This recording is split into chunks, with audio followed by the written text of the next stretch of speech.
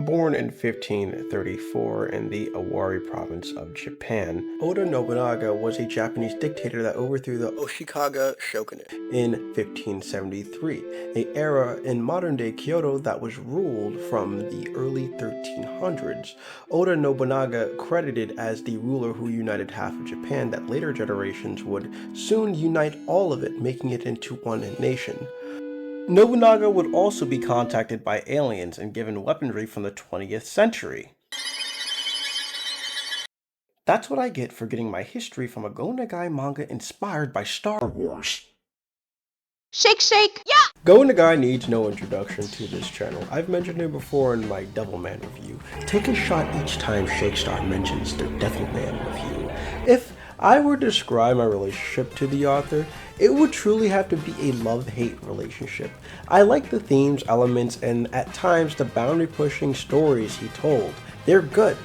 I'm all for pushing society out of their comfort zone because out of discomfort comes progress. I like the use of religious imagery in Devilman and how instead of it just being simply an aesthetic, but the themes of the Bible Book of Revelations are put in there on a thematic level. Like, it's so interesting. Something that not as many mangakas really did or simply referenced it just because it's iconic imagery just to use. But with that same note, I have a hate relationship because despite the boundary pushing ways he was able to tell his stories, there are just certain elements that are just out of place for his stories. It's obvious that a lot of the times the things that he inputs into his stories are simply there for shock value and have little to no substance.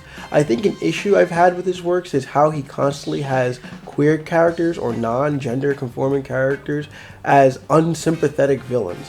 The worst case scenario is in Violence Jack. By the way, I'm never reviewing Violence Jack. I simply don't want and don't need to. I'm in control of the publish button.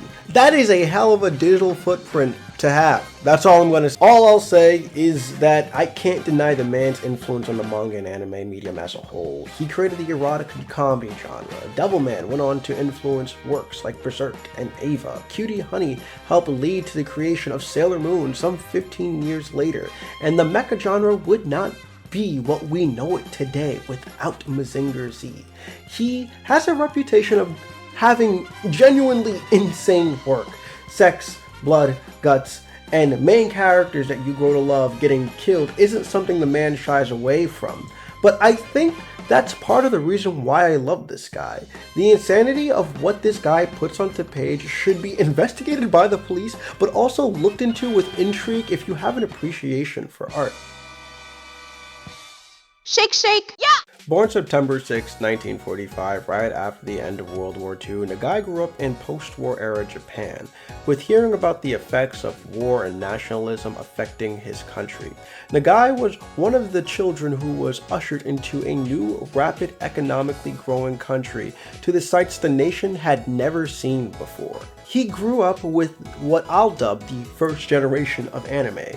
Astro Boy, Tetsujin 28, Speed Racer, and Marine Boy. The industry was in its birth, but it was more so catered to children. As Nagai grew up and entered the manga industry, opposed to following along with those childlike routes, he had other things in mind. Trust me, the man did work on children-focused works. Devilman's 1972 show literally is a Monster of the Week action figure seller TV show. But the realm of manga is where he grew to get his controversial persona. He wasn't the first adult mangaka, there were those before him that dabbled into it, but he was the most prolific provocateur, as I will say. But out of all of his works to get adapted from, Black Lion isn't one that's often talked about. Black Lion was a manga released in 1978 and ran until 1979, written and illustrated by Nagai. It takes place in 16th century Japan, and it takes heavy inspiration from Star Wars and ninja movies from the 60s. Black Lion is one of Go Nagai's earlier works, predating his big three in concept, but I'll dig into that a little later in the review. I'm not jumping into the manga since the anime really works well on its own and it's a pretty simple story. That and the manga has some problematic elements that I'd rather move on from that the anime thankfully drops. But if you want a full review of the manga, I'd recommend Bologna Bongs video. They broke down the whole series and made a great video about it. So let's hop into it. This is 1992's Black Lion.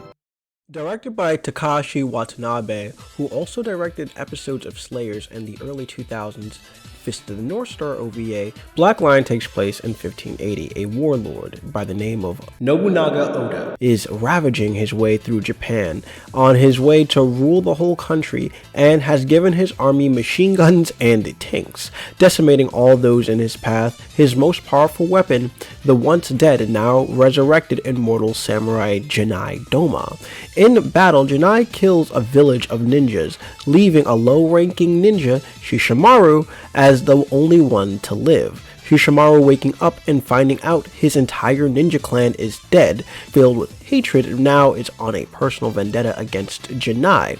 With the reluctant help of the Koga Ninja clan, Koga Ninja and Shishimaru have goals to accomplish. Avenge Shishimaru's clan, understand the futuristic weapons of Nobunaga's army, and most of all, kill Janai, the immortal samurai. I don't like Koga Ninja. The women are too loud! Before I get into the review, I need to clarify this. This anime covers a very small portion of the manga. There's so much more that happens before where the anime starts off and after it ends, that if you ever were interested, I'd say read the manga and watch the anime. Because despite the very problematic elements at the beginning of the story, Black Lion is awesome! Let me get the issues I have with this anime out of the way first. This dub. Oh boy, this dub. Moro, please let me— Shut up! All of you! Kill your own if you want! Leave me alone and let me kill Janai my way! Shishimaru's voice actor is so exaggerated in the way he speaks and raises his voice that it's like straight up comedic at points.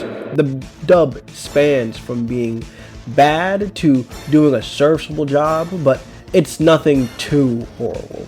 And if you're a fan of Go Nagai dubs, then you know how bad they can get. Of course, it's my old friend Rio. If you ever watched ninja or samurai media, then the avenging my clan or my master isn't a new story.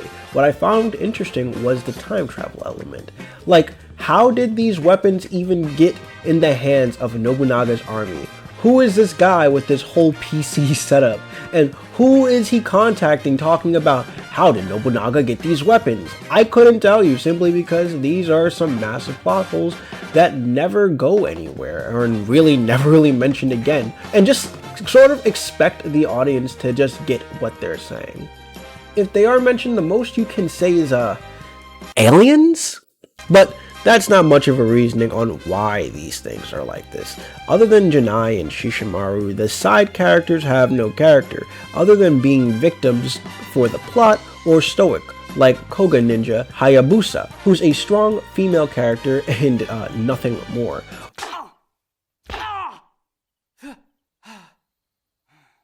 Snap out of it.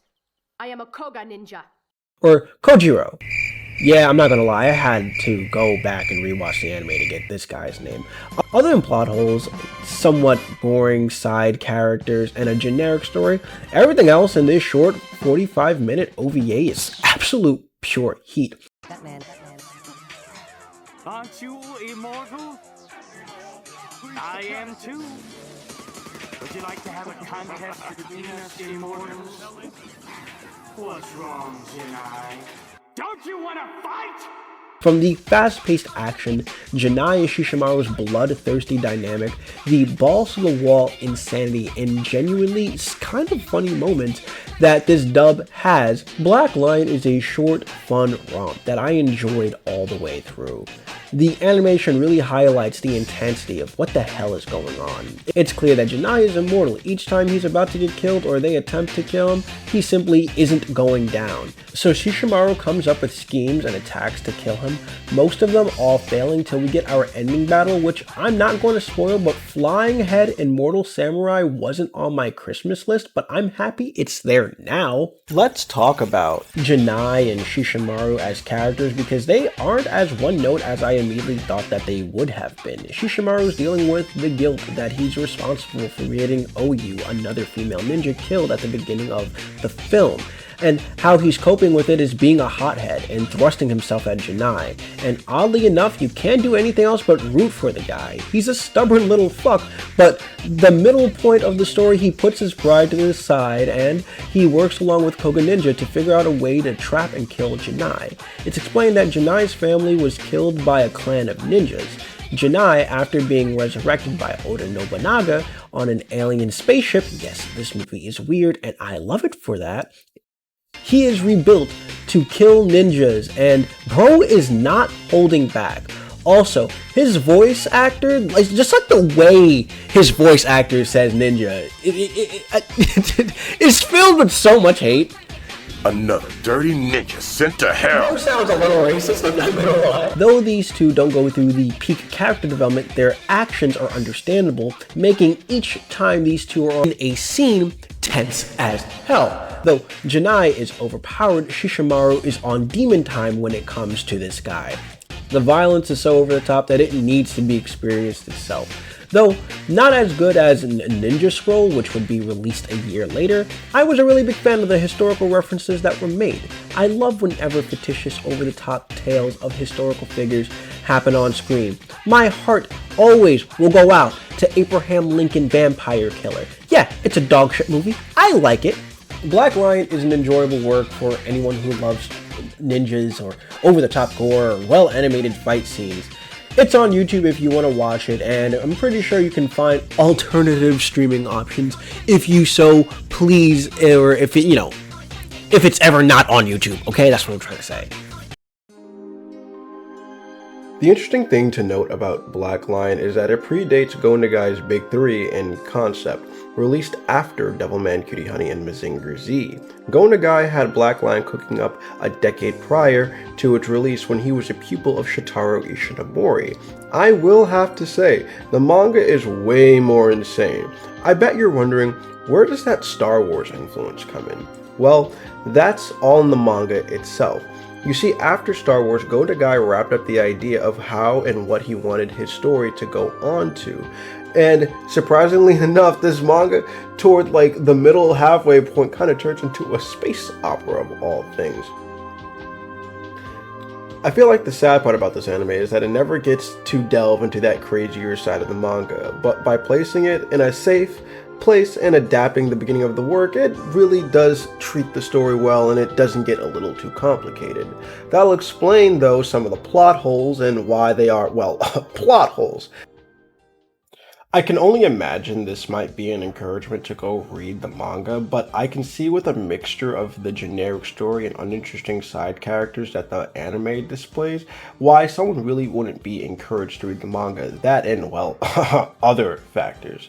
Not a perfect anime. I feel despite the animation jitter moments, the animation is good and fast-paced. I think the Go Nagai art style is adapted really well, and I could see why some people find it a little boring. If this isn't your cup of tea, then that completely is understandable, but I enjoyed what I was watching, not just as a Go Nagai fan, but as a person who just enjoys himself some retro anime insanity. Fire of 1,000 bamboo. If you've ever watched Black Lion or read the manga, leave a comment below and how you felt about it. I'd love to read your comments. If you're a fan of insane anime, fun action, Go Nagai, and playing around with long dead historical figures, this is going to be a treat for you. This anime is a solid 7 out of 10 in my own opinion. Nothing more, nothing less, as I usually say. It's pretty good. Pretty basic, but still pretty good. I had fun, and you should have fun. Go watch Black Lion. Now. Right now! Don't forget to like and subscribe! Hey, I'm in the middle of editing like 3 different videos right now, and I'm trying my best to release one after the week after the other one. I'm trying to upload on more of a consistent schedule, so please, if you're able to, stick around and like and subscribe if you liked this video. My writing is getting a little bit tighter, I feel like, and my video editing is starting to get a little bit better. My main issue I feel like I had with this video had to be the audio, because there were certain points when I was mostly recording when I was on my way out and on the go and moving around, because I've had a crazy busy past month right now, going on just like a vacation trip, and then topping that off, running in between like just 2 states in between, just life, you know how life can be. But I'm super happy if you did enjoy this video, and I'm super happy that you stuck around toward the end, because it really means a lot whenever I'm able to thank you guys, and you guys all really mean a lot to me. We're almost at 2,000 subscribers. I'm excited to make it to, you know, twice the amount Mr. Beast has. I'm kidding, but that's not gonna happen. But I am super excited to see this channel grow, and I would like to say thank you to all my friends and family that watch my videos. And please, stay tuned. I am coming out with a Discord server soon. I'm getting some moderators and stuff like that. And please, as always, have a great game. And please, as always, have a fantastic day. Bye.